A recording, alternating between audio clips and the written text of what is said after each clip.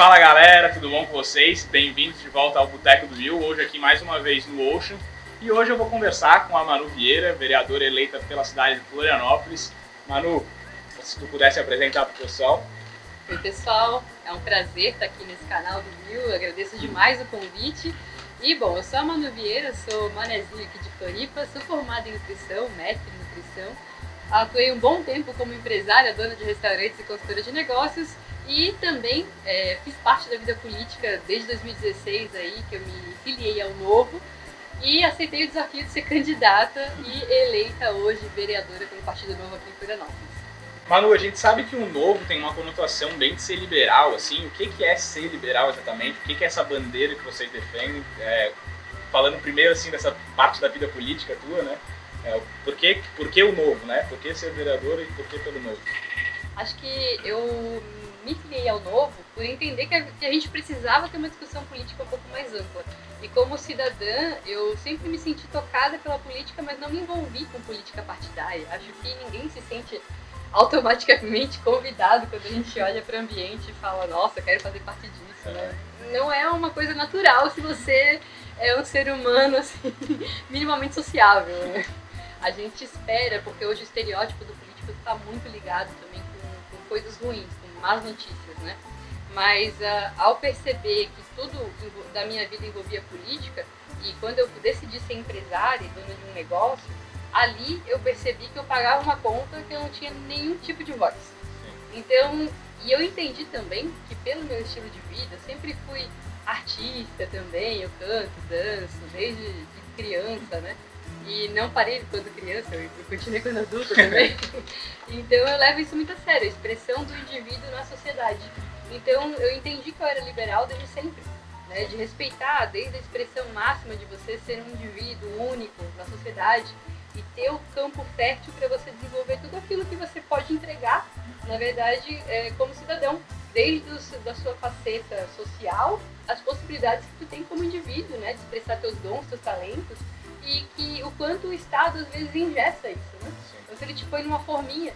E eu decidi que isso era uma parte da minha vida, assim, uma parte de propósito de vida. De eu falar por pessoas que querem se expressar como indivíduo e não só socialmente, como profissionalmente, né? Ter a sua visão dentro da política também, né? Não tu especificamente, de quem te segue, de quem te elegeu, porque é uma visão que é relativamente nova aqui no Brasil, né? A gente tinha esses partidos tradicionais que sempre houveram, e começou agora, assim, essa questão mais de tanto liberalismo, até a esquerda mesmo, eu acho que também deu uma mudada, assim, do que era ali na época do PT. Uhum. A gente veio de um caminho de constituição, assim, de um governo democrático autoritário aqui no Brasil, né? Porque a gente flerta aí com o autoritarismo, com o populismo muito elevado há muito tempo, né? A nossa Constituição basicamente tem esse histórico. E chegou num ponto em que ela promete muito e nós contamos uma mentira para as pessoas, que é de que o governo pode te entregar tudo que ele promete, e de fato ele não entrega. Mas as pessoas se confiam na promessa. E acho que a gente escuta essa história há tanto tempo de que uma hora o Brasil vai dar certo, que a gente se acostumou a acreditar. É o país do futuro para sempre, né? Para sempre. A gente tem que tomar decisões difíceis. Então o liberalismo tem um pouco disso, né? Tem um pouco de encarar a decisão difícil a ser tomada, e não é no futuro, é agora. Né? A gente tem que realmente olhar para o nosso futuro e dizer a gente tem a mania de dizer qual que é o país que a gente vai deixar para os nossos filhos. Isso é uma verdade, mas também quais são os filhos que a gente vai deixar para o nosso país. Né? No sentido de que o que a gente vai ensinar as próximas gerações a acreditarem. Sim, o que eles vão defender, né? O que eles vão idealizar. Então, tá na hora da gente assumir a nossa responsabilidade nisso, né? O liberalismo, os ideais do liberalismo estão muito ligados também à ideia de empreendedorismo, né? De ser um país mais fácil de se empreender, mais fácil de fazer negócio, de gerar emprego. O que tu pensa do empreendedorismo, assim, como tu enxerga o empreendedorismo e o que a gente pode fazer para ajudar, tu principalmente como vereadora, né? Para ajudar a incentivar isso? Bom, o liberalismo ele fala muito sobre o livre mercado, que é um ponto central, né? Afinal, onde a gente defende eficiência de dinheiro público, a gente também tem que defender as opções que estão fora do Estado. A gente sabe que o Estado não vai te entregar as melhores soluções, né? E que não precisa ser ele a entregar. Então, a livre concorrência faz isso muito bem, né? O livre mercado é onde a gente deixa as pessoas disputarem para inovar e para oferecer o melhor serviço com o menor custo. Sim. Então, quando a gente abre espaço para isso, a tendência é que a gente consiga realmente serviços melhores e, inclusive, mais baratos.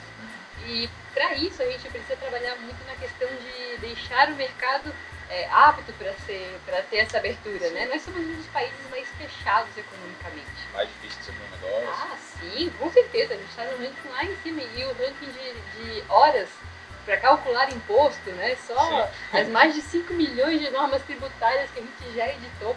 É impossível alguém abrir uma empresa hoje no Brasil, assim, digitando no Google, como abrir um restaurante. Tu não consegue, sabe? Tu simplesmente não está atualizado, não é simples. Tu vai ter que ir no contador e ter sorte para ter um bom contador, para que ele te atualize das normas tributárias daquele momento, que pode mudar no dia seguinte. Então é uma insegurança muito grande para o empreendedor. A gente precisa trabalhar nesse ambiente mais seguro e mais livre economicamente.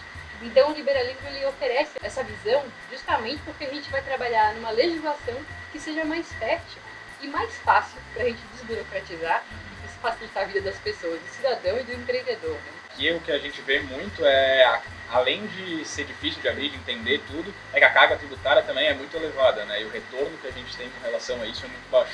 Assim, a gente não só é um dos países que mais paga impostos, mas não somos o que mais paga impostos. Só que o tempo que a gente leva calculando o imposto que a gente tem que pagar, a gente é de longe o país que mais demora fazendo isso. Além disso, se tu errar, tu vai pegar mais uma multa em cima. É aquela coisa tipo, eu sei quanto tem que tu me deve. Aí tu tem que dizer, tá, quanto? Não vou dizer, tu calcula. Aí a pessoa calcula. Tá errado, me paga uma multa. Sabe, meio o jogo do contra, tu perde, sabe? Então, perde tempo e perde dinheiro. Então a gente precisa melhorar isso. E dentro da nossa cidade, pensando num contexto um pouco mais local, assim, no teu contexto de atuação também, acho que o meu também, principalmente, como tu acha que a gente pode fazer, quais seriam medidas legais, assim, para potencializar os pequenos negócios, para motivar um cara que está querendo abrir um negócio e hoje não tem dinheiro, porque é caro manter um negócio, né? Então, o que tu acha, assim, que aqui a gente conseguiria fazer para dar esse incentivo, se é possível municipalmente, assim, não sei nem se tem como. Aqui em Floripa a gente está dando alguns passos, né? Até é bacana falar que alguma coisa andou. A gente hoje conseguiu juntar o sistema da prefeitura ao da junta comercial e hoje, se tu tiver tudo ali dentro dos conformes para um negócio de baixo risco, enfim, a gente até consegue abrir uma empresa no mesmo dia que a gente dá entrada. Isso é ótimo. Né? Também criamos o Floripa, o pró-cidadão do empreendedor, né? O Floripa é o mais empreendedor, né? Que é para PJ, então lá a ideia é facilitar a vida do empreendedor. Não posso dizer que vai funcionar porque acabou de abrir. Né? Eu espero, eu torço muito para que funcione e vou fazer o meu melhor para que a gente não tenha tirado uma burocracia física para trazer para o digital, né? Porque às vezes isso acontece. E isso também. Veio da Câmara daqui ou veio de uma organização por fora que vocês fizeram para conseguir? Veio da Câmara daqui, inclusive faz parte de um movimento da liberdade econômica, né? Desde que veio a MP da liberdade econômica em 2018, a gente ainda tem tentado trazê-la para o município. Temos muitos alvarás, por exemplo, de baixo risco, que não precisariam mais emitir alvará, mas ainda acontece. Então a gente precisa trabalhar agora nas instâncias para a gente municipalizar e agilizar o processo, que já está agilizando de uma parte, mas ainda falta nas outras instâncias, vigilância sanitária, bombeiro, enfim, a gente precisa melhorar. Mas é uma decisão que ela não é centralizada, então, no governo federal, assim? Não, porque é incrível, né? No Brasil a gente tem a lei que pega e a lei que não pega. A gente tem, e assim, a gente tem a lei do federal. Mas é lei federal. Aí tu, não, mas aqui no município o fiscal não está sabendo. E tu tem que avisar o fiscal. Né? Então muitas vezes a gente tem que municipalizar uma lei justamente porque ela não está adequada. Às vezes tem alguma outra legislação municipal que barra. Então tu tem que se preocupar em municipalizar aquela lei. Não deveria ser assim. É terrível a gente dizer que a gente tem, mais de 11, eu não lembro o número agora, que a gente cria de leis por dia no Brasil. Né? Realmente é muito, e é muito difícil o cidadão entender se ele está sentado aqui e está infringindo alguma coisa. Provavelmente sim. Além de tudo, só por esse número de leis são criadas, e a gente sabe que tem muita lei, nada a ver que é criada por aí, né? A gente já consegue ver aí a ineficiência do Estado também, porque é um gasto de recurso absurdo, né? Com leis que não fazem sentido nenhum. Só hoje a gente criou o Dia Municipal do Biólogo, sabe? Não estou dizendo que isso não tem uma conotação importante, mas a gente já tem o Dia Nacional, Internacional, Mundial, e aí a gente municipaliza também, sabe? É um tempo legislativo que a gente poderia economizar com coisas mais importantes. Ainda mais no contexto que a gente está vivendo agora, né? Com certeza. Falando no contexto ainda aqui de Santa Catarina, a gente tem várias empresas catarinenses hoje que já estão tendo um porte grande, nacionalmente tendo uma relevância mais legal também. A Intelbras abriu capital na Bolsa de Valores agora. O que tu acha que a gente pode fazer aqui, não só a gente, né, o próprio empreendedor, para ter mais empresas catarinenses fortes, para ter mais empresas grandes, até mesmo brasileiras, né? Olha, a gente vai ter que entender que, não podemos depender de subsídio de Estado, né? Hoje o Estado acaba fomentando uma área, só que para fomentar uma área ele tira de outras. E geralmente é dessas empresas que pagam imposto. Então a gente precisa entender, primeiro, que subsídio, fazer lobby para algum nicho é algo que a gente não deveria incentivar, né? Especialmente em momentos aí de pandemia, onde a gente tem um orçamento já muito prejudicado. E a gente também tem que exigir as reformas. Porque uma vez que o nosso Estado esteja comprometido, um orçamento tão comprometido como está, por exemplo, hoje 30% do orçamento de Santa Catarina é da reforma para a Previdência.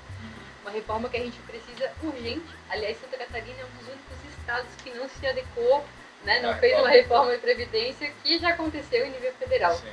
Então a gente ainda paga um déficit muito grande nesse sentido. E essa conta vem, né? Essa conta vem na forma dos ICMS. E se continuar como é que tá, só tende a aumentar, né? Porque daí vão ter mais políticos mesmo, mais servidores públicos, mais todo mundo que é envolvido com cargo público, que está ali também, que vai começar a ganhar a sua previdência mais para frente. Então essa conta só tende a aumentar e a gente vai passando de geração em geração e não se resolve o problema, né? Exatamente. E aí a gente faz o problema é cobrar mais imposto. A gente contrata mais gente, mais auditor, mais fiscal auditor. O problema agora é a saúde e a educação. Contrata mais gente. Só que toda vez que a gente contrata alguém pelo Estado, a gente está contratando alguém aí por 60 anos. Né? Que são os 30 de serviço, mais os 30 que a gente paga de aposentadoria, que é a gente que continua fomentando. Então a nossa Previdência está num rombo incrível e isso tem uma conta que vem diretamente, principalmente para quem gera emprego. Né? Sim. E aí as empresas elas acabam pagando isso na forma de ICMS, na forma de tributos, porque toda vez que o Estado ele não tem prejuízo, não se enganem, né? Ele sempre vai cobrar a conta e vai ser do nosso bolso. Sempre passa para frente, né? Isso mesmo.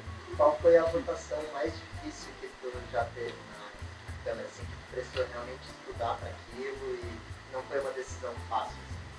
Tudo, porque eu sou nutricionista, né, gente? eu tenho formação liberal, assim, de 6 anos, assim, de estudar em ciclos, né? Eu participo do IFL, mas participo há 6 anos de fóruns liberais, de grupos liberais, então que eu estudo bastante. Eu brinco que eu já fiz uma faculdade de liberalismo, mas e me dá muito prazer discutir isso. Só que como eu entrei agora, é muito recente, né? A gente está indo para o 3º mês de mandato, eu tenho que dizer que 6 projetos que a gente votou no início do ano, em ritmo extraordinário, com uma semana para votar, tipo, estudar, votar e entrar com emenda junto, plano diretor, reforma da CONCAP, aquilo lá foi uma prova, um batismo assim de mergulho profundo, sabe? Foi bem difícil, mas a gente fez a nossa lição de casa e a gente viu que dava para encarar, sabe? Principalmente plano diretor. O plano diretor acho que foi a mais pesada.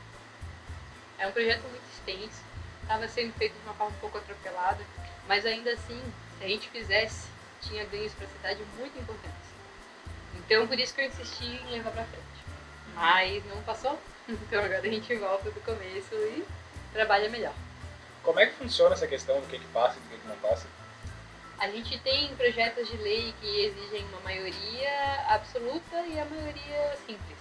Então, quando é maioria simples, lei complementar, enfim, a gente tem ali os 23 vereadores, a maioria tem que ser 12 votos. E aí a maioria absoluta aí precisa de 16 votos.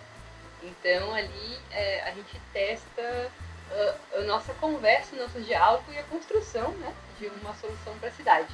Sempre vai ter a questão de tu ter a voz da oposição, mas a oposição não precisa ser oposição em todos os projetos, né? Sim. Então vai ter a construção ali de coisas melhores para a cidade. E aqui, por esse time que foi eleito, digamos assim, tu acha que foi um bom time, que as coisas estão saindo do papel, estão andando mais rápido do que era antes? Acho que tem alguns indicadores que tem melhoras, assim, no formato, no cenário de Câmara que a gente tem hoje. Uma que a gente entrou com 11 pessoas novas, é mais da metade, foi bacana, mas a gente não mudou tanto o raio-x geral. Porque quando a gente fala, temos 11 vereadores novos, mas muitos ainda representam um bairro, só trocamos de pessoas, né? A gente tem muito a questão do vereador de bairro. Não estou dizendo que isso é ruim ou bom, só estou dizendo que é um raio-x que a gente olha e acaba vendo uma votação parecida, né? Ou seja, um vereador de bairro ele tem a tendência a se alinhar mais rápido com o governo para que ele consiga representar melhor as demandas do seu bairro, né? No Trazer o sentido benefício que ele prometeu para aquele pessoal que votou nele. Isso não está errado, no sentido de que o vereador está muito próximo realmente da cidade. A gente esbarra no buraco, a gente, né? É o asfalto, é a enchente que fez a encosta que cair, que é um baita problema. Então a gente tem que estar muito próximo da população. Só que, por outro lado, a gente tem bandeiras que são muito maiores do que isso, né? Que são muito importantes para a cidade. Então a gente tem que ter uma visão de caminho para onde a cidade tem que ir. E eu acho que isso, às vezes, se tu tá muito concentrado numa pauta muito de bairro, às vezes pode te tirar um pouco dessa meta. De cidade, qual cidade que Floripa tem que ser, para onde que a gente quer ir, né? É como uma cidade mesmo, né? Não como várias unidadezinhas separadas. Porque isso afeta, inclusive, problemas que a gente está enfrentando hoje. A gente não tem ainda saneamento básico para toda a cidade, né? Metade da cidade tem nosso saneamento básico como infraestrutura adequada. E aí, isso se dá por quê? Porque muitas vezes a gente tem um bairro mais afastado, como o Rio Vermelho, os ingleses, que tem muita ocupação irregular. A gente escolhe fechar os olhos para aquilo, a gente escolhe não resolver os problemas da cidade, dizendo que a gente tem que mudar um plano diretor que não permite o adensamento urbano nas áreas mais centrais, onde a gente tem mais infraestrutura, e a gente vai consertando coisinha. Então vamos dar um nome dessa rua aqui para essa pessoa ficar adequada. Então vamos fazer a ligação, permitir a ligação lá. Isso nunca resolve o problema. Isso só resolve uma demanda urgente, né, de um ponto curtíssimo prazo, né? Curtíssimo prazo. Não é uma entrega boa para a cidade. Falando agora já num nível um pouco mais nacional, assim, a gente passou por uma questão de interferência de Estado numa empresa, né, na Petrobras, que deu maior rebuliço aí no país todo. O que tu acha disso, assim? Tipo, tem que haver estatais, tem que haver talvez uma interferência, um governo, ou tudo iniciativa privada? Eu tenho uma camiseta escrito privatiza tudo, tu me perguntar isso.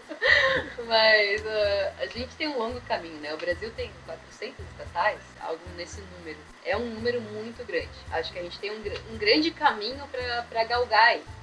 Temos estatais que são visivelmente merecedoras de terem concorrência, e aí a gente pode citar, por exemplo, os Correios, em que já há uma visão de que, puxa, é um mercado que já pode ser cumprido com outras empresas também, a gente pode privatizar uma parte, pelo menos, dos serviços dos Correios.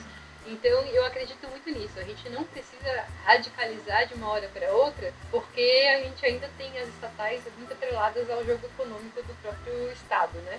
Só que as nossas instituições econômicas são determinadas pelas nossas instituições políticas. E quando a gente tem uma política interferindo diretamente na economia, como é o caso da estatal, onde a gente tem muitas vezes a fala de um presidente que fala que uma estatal serve ao povo e não ao mercado, isso é completamente errado. A estatal, ela tem que ser uma solução que está vindo do Estado, mas ela tem que ser uma solução de mercado. E isso tem que ser respeitado mais do que tudo. Então a gente tinha estatais aí, por exemplo, o Salim tinha esse caminho, essa missão, pena que ele saiu do governo, né? Mas ele tinha essa missão de acabar com algumas estatais visivelmente inúteis. A gente tinha uma estatal que era de chip de orelha de boi. Quem é que precisa de uma estatal de chip de orelha de boi? Sim, deixa se resolver o privado e tira esse custo do Estado, né? E até porque estatais, na maioria, elas dão prejuízo, né? E elas dando prejuízo acabam onerando ainda mais os cofres públicos. Em vez de ter um retorno para ali, ter uma receita para o governo refletir isso para a população, né? Não que vá refletir, mas teria aquele recurso ali. Mas exatamente. E aí quando tu ouve, o petróleo é nosso. Nossa, o petróleo não é nosso. É de um pequeno grupo político. Sim. Sabe? E isso fica muito visível quando a gente tem esse tipo de intervenção e toda a economia sofre, né? Especialmente a Petrobras, que é uma estatal muito grande aqui do Brasil, que mexe com um produto muito valioso e que quando a gente interfere nela diretamente, o Brasil inteiro sofre, né? A bolsa chora. E acaba até que reflete em outros pontos, né? Que daí, para compensar a diminuição do preço da gasolina, aumentaram o imposto para os bancos. Então, isso, não faz o menor sentido. E quem vai pagar a conta somos nós, né? Porque o banco não vai pagar isso aí, vai repassar pra gente. Isso que as pessoas precisam entender. Vocês vão lá e perdoam as dívidas dos bancos, né? Dão mais incentivo. Mas, gente, a gente também tem que entender que o nosso ativo bancário, 80% está em 5 grandes bancos. Então não há concorrência, não há livre mercado, não dá para dizer que o banco, nosso né, estrutura bancária, é uma estrutura de livre mercado também. Então também não é ajudar banqueiros. Hoje isso não existe, a gente ainda ajuda o Estado. Então.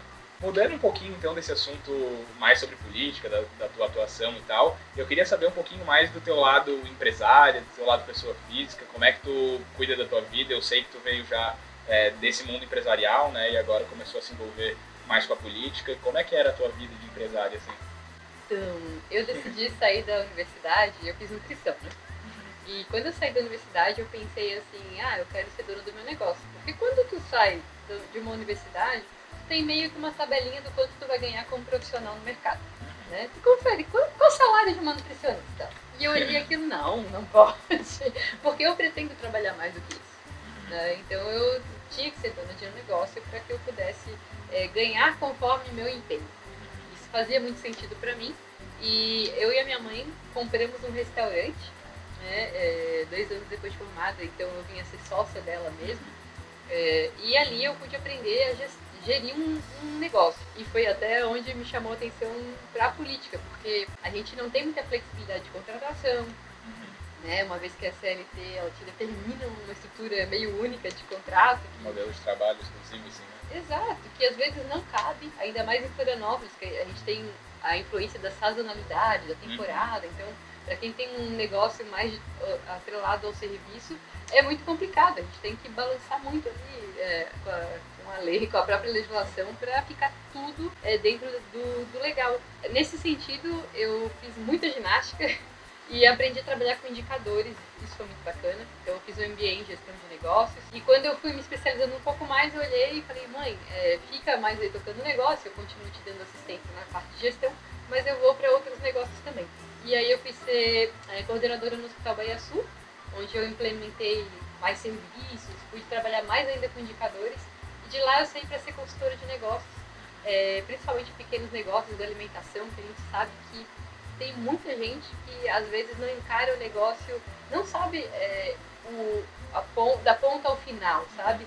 Tem um bom produto, mas não consegue transformar aquilo num negócio realmente. E quando a gente fala de alimentação, a gente está falando muito de um produto, de um insumo que é visto como barato, mas ao mesmo tempo tem muito desperdício, muita perda por mão de obra, né? E o business acaba ficando caro pelo giro que ele tem.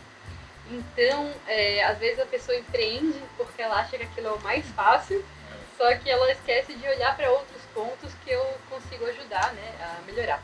E nesse sentido, eu gosto muito da consultoria, acho que é um trabalho que eu me sinto realmente ajudando o empreendedor a dar certo. E nessa tua jornada como empreendedora, que ainda acredito eu que está longe do fim, mas o que foi o mais difícil, assim, o que tu encontrou como a maior dificuldade para quem está começando, para quem está abrindo negócio aí, quer começar a fazer? Quais foram as principais dores que tu sentiu, assim? A gente se sente meio burro o tempo todo. Isso eu queria dividir com as pessoas, é muito normal, porque parece que a gente sempre está falhando em alguma área. Se tu tá contratando errado, às vezes tu não se sente contratando bem, né? Aí, até tu acertar o processo demora um pouco, porque é questão de prática. E ninguém quer praticar muito, demitir e contratar, porque é horrível. É caro. Isso é caro. Então a gente não quer ter essa prática, às vezes a gente demora a enxergar o valor de outros produtos, como por exemplo, contratar uma empresa de RH para fazer melhor essa seleção, né? Ou fazer uma parceria com uma entidade empresarial. Então a gente às vezes demora para achar essas soluções melhores, e a troca de ideias em redes empresariais, com concorrentes que não são concorrentes, na verdade, são pessoas do teu nicho que já passaram por aquilo. Sim. E podem acabar colaborando bastante com essa troca de informação, ajuda muito, né? E ao mesmo tempo tu buscar um olhar inovador, porque é sempre importante a gente buscar, como é que eu vou inovar? E também não pensar que tem que estar sempre atrelado a uma novidade. Às vezes só tem a ver como tu apresenta, ou como tu faz melhor, ou como tu pega aquela receita ou aquele negócio e faz um outro formato. Então não tem necessariamente a ver com algo super, nossa, isso aqui não existe ainda. Tanto que dizem, né, que nada se cria, tudo se transforma. Então a gente pega alguma coisa que já está boa, tenta adaptar para ficar melhor. Então até os exemplos que a gente tem um monte aí, né, táxi, tinha o táxi, aí veio alguém e inventou o Uber, né, e assim por diante vai e as coisas vão evoluindo. Exatamente. Então não tem a ver com necessariamente ter a melhor ideia do mundo que surgiu do teu bolso. E às vezes a gente pensa nisso, né? A gente vê esse monte de startup vindo e esse pool tecnológico que a gente tem, e a gente se sente tentado. Nossa, por que eu não estou nisso? Mas às vezes é só questão de tu sentir um problema e dar a solução. Né? E às vezes o problema é tu olhar para esse crime da tua cidade e ver que, putz, não tem ninguém entregando esse produto aqui. Sim. E eu queria, né? Como é que eu resolvo? Eu gosto muito da história do Thales Gomes, que é do Easy Taxi, como ele criou, porque ele estava num evento de justamente bolar uma inovação e ele estava bolando um projeto e de repente ele foi pro ponto de ônibus e ele queria pegar um táxi, não tinha, chovendo. E aí, aliás, ponto de táxi, né? E aí ele, cara, se eu chamasse um táxi, ele viesse. Sim. Foi assim que surgiu, né, o business dele, então foi justamente ele sentir aquela dor e gosto muito dessas histórias de como que a gente se barra numa solução e é bem legal. A gente tem outro exemplo, que vou trazer aqui só rapidinho, mas que a gente tem disso que agora carro elétrico está super em alta, o Elon Musk é o cara mais rico do mundo. Lá atrás já criaram um bugel elétrico aqui no Brasil, né, e não foi dado moral, ninguém investiu naquilo ali, ninguém fez ir para frente. Então o país ser fechado a novos negócios, fechados ao empresário, ao empreendedor, também acho que influencia a gente a não conseguir tanto destaque nacionalmente, mundialmente. Sim, com certeza faltou uma lei, né? É que se não tem uma lei, não existe. Sim. Tu como empresário, assim, por que o empresário ou o querer fazer dinheiro é tão mal visto assim no Brasil? Tá, essa é uma pergunta que eu tento responder porque eu também não sei, eu também não consigo ver como alguém que gera renda, gera emprego, e como eu fui essa pessoa, né, também, e a minha mãe, na verdade eu olho muito mais pra minha mãe é uma pessoa, talvez seja a pessoa mais doce que eu conheço no mundo, e assim, a gente teve 14 anos de restaurante, não tivemos nenhum processo trabalhista, o que é praticamente um milagre, sabe? Então eu dou muito crédito à minha mãe, que é a pessoa mais doce do mundo. Eu acredito que a gente tem um longo caminho a vencer, principalmente porque a gente tem uma ilusão de que o Estado deveria te entregar muita coisa, né? E essa Constituição que te diz que tu deveria ter saúde, deveria ter educação, ao mesmo tempo que ela não te ensina de onde vem o dinheiro para isso, que é o pagamento de imposto do cidadão, né? Ela é um incentivo errado, é um incentivo ruim, na verdade, para tu empreender e gerar negócio. Quando tu sabe que é tu que sustenta essa estrutura e que tem gente ainda que te olha diferente, olha meio torto por causa disso, é bem difícil. Ainda mais num país que a gente promete um salário mínimo. Ou seja, tu já tem um incentivo para trabalhar aquele limiar. Né? Tu não tem um incentivo para trabalhar mais. Se quiser trabalhar mais, tu vai ter que pagar o preço disso. Em vez de diminuir ali, totalmente. Né? Eu falo com muita gente nesse sentido, porque quando eu apresento o MEI para algumas pessoas, eu tenho um projeto de capacitação de mulheres que é dentro de uma comunidade, justamente por eu gostar muito disso e enxergar essa necessidade da gente cultivar mais os conceitos de empreendedorismo para todo mundo, né? E aí eu apresentei o MEI para umas 15 mulheres, algumas de 60 anos que não tinham visão, né, de como contribuir para o INSS. Então o MEI dá essa possibilidade para elas. E ao mesmo tempo eu converso com outros MEIs que assim, tem a possibilidade de virar uma pequena empresa. Mas, mano, se eu virar pequena empresa, eu vou ter que pagar mais imposto. Sim. Aí acabou. Então eu prefiro ficar aqui, eu não vou crescer, eu não vou gerar emprego, não vou gerar mais imposto. Então o incentivo é muito ruim. Né? Todo o Estado tem esse incentivo ruim para você não crescer. Né? E aí, ao mesmo tempo, ele te enjaula porque ele te dá saúde, te dá educação, só que não é nada de qualidade. Né? Diz lá no papel que é público gratuito de qualidade, entendeu? Mas não é. Senão a gente não precisava todo mundo estar preocupado com pagar um plano de saúde privado ou pagar uma escola particular para o filho. Porque hoje, em plena pandemia, a gente tem as escolas públicas fechadas e as particulares funcionando.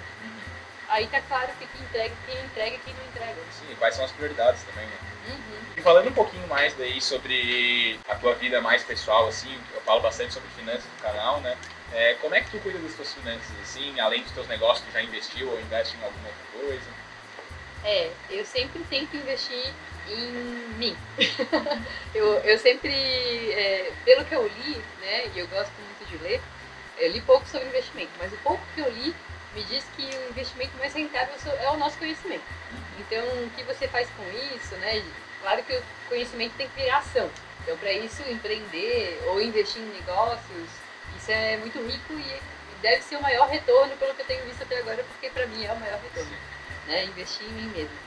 Mas fora isso, eu acabei não investindo em passivos. Eu gosto muito de deixar meu dinheiro. Aprendi a ir para uma corretora em 2015, mais ou menos. Fiz uma compra de tesouro direto, gente. Pelo amor de Deus, foi a primeira coisa assim, não me julgue. Mas foi assim. Começa por aí, mais ou menos. Tesouro direto, isso aqui é fácil. Eu dei muita sorte, né? Porque o tesouro direto, eu não tirei o dinheiro de lá ainda. E... A taxa de juros estava alta. Exatamente. E rendeu o juro ali, e, cara, eu fiquei, nossa, que legal que é investir. E desde então, hoje eu faço alguns investimentos em fundos imobiliários, que também é um investimento que eu me sinto segura, mais ou menos, de fazer. Eu sou um perfil moderado, assim, então eu não assumo muitos riscos. Mas tem uma aptidãozinha ali.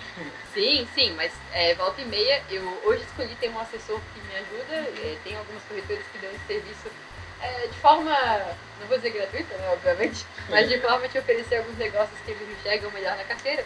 E eu aceito a ajuda desses assessores e tenho ficado muito feliz com isso, porque toda semana a gente tem alguma conversa em relação ao que está acontecendo. Ah, Manu, eu sei que gosta de fundo imobiliário, tá saindo tal oferta, hein?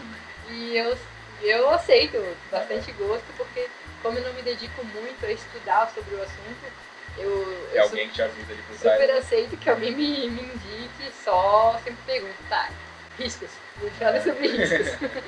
E sou um pouco conservadora nesse sentido, mas ao mesmo tempo eu tô sempre buscando não me acomodar também, para que a gente sabe, né? A gente sua tanto por esse dinheiro que tem. Sim, tem que pelo menos tentar bater a inflação, né? Pelo menos isso, com certeza. Mas tenho tentado me adequar ao mercado nesse sentido. Sei que eu poderia ser mais disciplinada em relação a isso, mas ainda não consegui achar esse tempo.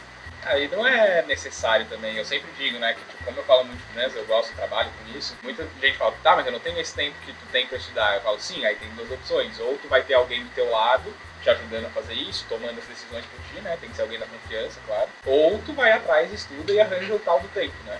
Só que é possível dos dois jeitos ganhar dinheiro, né, hoje até os fundos imobiliários, os fundos imobiliários nada mais são do que um conglomerado de imóveis que alguém está administrando, né? E você está recebendo seus aluguéis por isso. Né? Acredito eu que tipo, você também poderia, em vez de investir nos fundos imobiliários, podia ir atrás de um imóvel, de um terreno, de alguma coisa nesse sentido, mas a gente delega uma responsabilidade para talvez alguém que seja mais capaz do que a gente nisso, né? Ah, com certeza. E a vida é um pouco isso, né? Hoje a gente justamente tem um livre mercado. E sou uma fã disso porque é por causa do interesse de alguém produzir o pão você tem a possibilidade de comprar pão, né? Então é por causa do interesse de alguém investir num grande imóvel e você olha e diz, parece rentável, deixa eu investir nisso contigo, sabe? E tu se associa a uma boa ideia. Isso faz muito sentido para mim, então por isso que eu confio em investimentos como nesse sentido. Assim como ações. Eu fiz questão de comprar algumas ações até para experimentar como era esse processo de comprar a ação. Afinal, a gente fala tanto sobre isso que eu precisava experimentar. E eu pesquisei um pouquinho na época, comprei algumas bem seguras, tipo Magazine Luiza. Investi porque eu olhei, né, no momento da pandemia, isso aí vai dar certo, porque é um dos maiores mercados que vende online e a gente vai comprar mais online. E na Fleury, que era uma empresa de saúde que eu particularmente acompanhava. Eu tenho Fleury. Então, daí eu olhei assim, tem que investir em saúde, né? E uma empresa que eu acho que é segura, porque tem um trabalho estável, sólido, que eu acompanhava, então eu investi. E porque faz muito sentido para mim apostar numa empresa que eu confio, né? E aí eu olho assim, eu aposto a ponto de investir com ela. Sim, então eu acho que tem um pouco a ver com isso também. A gente tá virando sócio do negócio, né? Basicamente. Exatamente. Dependendo do volume de dinheiro, tem até poder de decisão. Tá? Então, pra gente ir caminhando aqui pro final do vídeo, Manu, eu queria fazer umas perguntas aqui pra tu me responder de bate-pronto, né? Então, vamos lá com uma palavrinha. Um livro. Revolta de Atlas. Um país. Israel. Um político. Margaret Thatcher. Essa é difícil, hein? Imposto é roubo? É, sim. E como tu é uma manezinha daqui, Avaí ou Figueira? Havaí, né, gente? Não, se eu não for manezinha raiz. Mas olha, só pra constar, meu avô jogou no Figueirense e no Havaí. Oh. Então, eu escolho Havaí com muita propriedade porque eu sei que ele se aposentou lá. Manu, foi muito bom conversar contigo. Muito obrigado pela presença aqui no nosso canal, dividir o teu conteúdo, os teus conhecimentos aqui com o nosso público. Queria te deixar à vontade também, se tu quiser dar uma palavrinha final. Eu vou deixar, né, claro. E eu falei pouco com o público, então Sim, agora vou aproveitar e dizer, gente, olha, Foi um prazer estar participando aqui do canal. Me senti até muito inovadora aqui, falando sobre investimentos. Alguém que é um pouco conservador ainda e tem muito a aprender, com certeza. Eu vou me inteirar muito mais dos conhecimentos do Will. Mas fica também o convite para vocês também se inteirarem mais da história política da cidade. Com certeza nosso trabalho só é feito com a participação popular. Então eu acredito nisso e que a gente influencia o mercado com as canetadas da política, e isso faz toda a diferença quando há pressão popular, no sentido de que vocês também precisam exigir as pautas que os políticos têm que direcionar a cidade que a gente quer viver. Pessoal, eu curti muito esse papo, espero que vocês tenham gostado também. Se você ainda não é inscrito aqui no canal, já deixa a sua inscrição aqui embaixo, deixa o seu like, ativa o sininho, faz todos esses negócios aí para ajudar essas ideias a chegarem mais longe, ajudar esse vídeo a chegar mais longe. E é isso aí, até a próxima, falou!